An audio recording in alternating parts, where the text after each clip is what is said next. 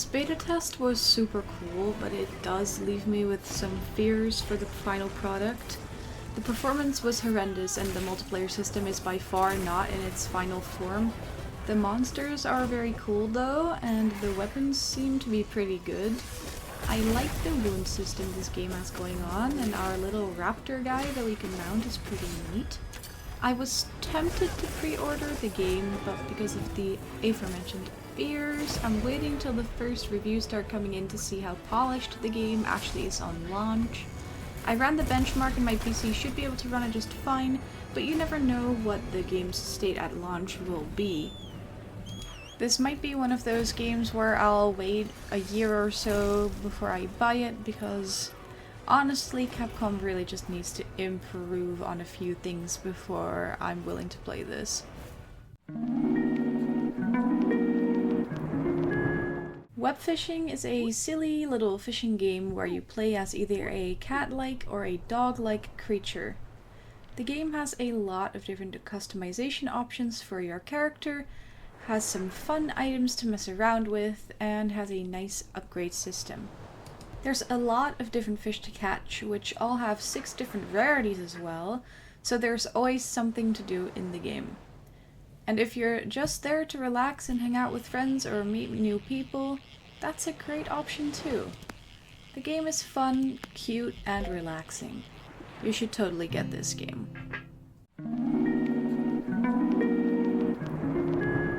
Dome Keeper is a very fun roguelike game that combines mining and fighting off enemies in a very fun way. The upgrade trees related to your dome and your own upgrades feel balanced, and with the many different domes you can choose from, this game does not get boring. The cycle between mining resources and trying to find the relic feels good, not too long and not too short, and it's paced very well. With the amount of customization, think difficulty level, map size, challenges, etc., you can easily spend your whole day getting lost in the caves below your dome. Spore is a silly, goofy game. I like it, but it's also old, and it shows.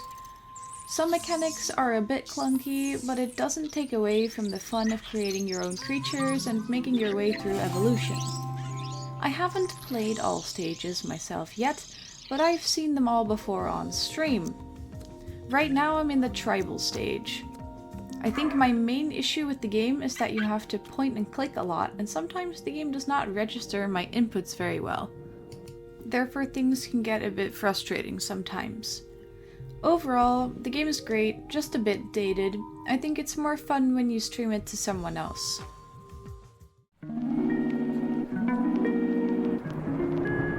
Skul is a very fun roguelike game.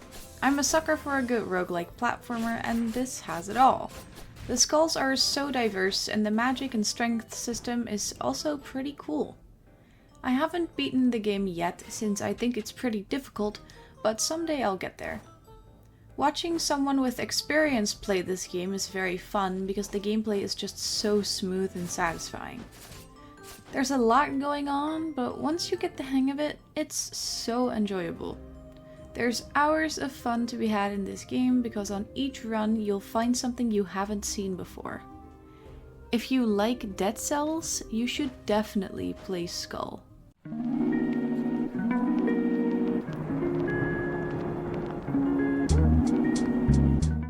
Ghostfishing is a very old but very cute game. The mechanics are simple but fun to interact with.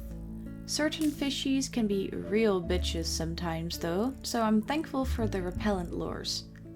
There's a whole lot of different lures you can use to customize your fishing route with. There's also boat upgrades and things you can buy in the shop to make it easier to catch certain fish or to throw your rod further away. I love the kitty, they're so adorable. Sometimes it's kind of difficult to figure out how to catch certain fish by yourself, but that's part of the fun. With the semi-recent performance patch of July 2024, the game has seen major improvements. I love playing this when I'm just chilling with someone and we can catch the fishies while we chat.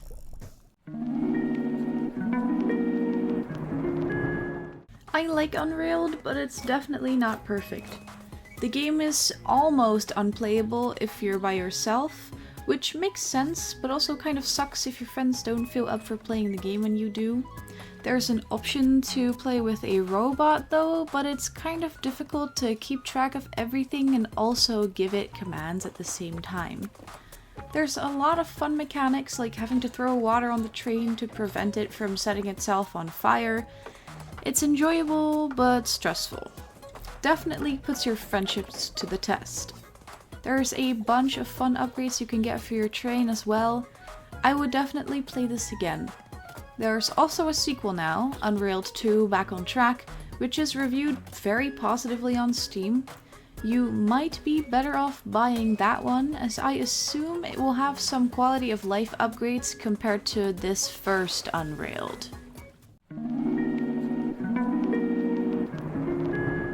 Tabletop Simulator is cool from what I've seen so far.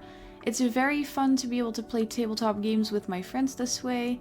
This is great for online friends who you can't physically play tabletop games with. I've only played one game apart from Solitaire on here so far, but there's a billion different things you can play here, a bunch of DLCs you can buy from Tabletop Simulator yourself, or 1,000 workshop items you can add to the game. There's something for everyone. Good recommendation to anyone who likes playing tabletop games with friends.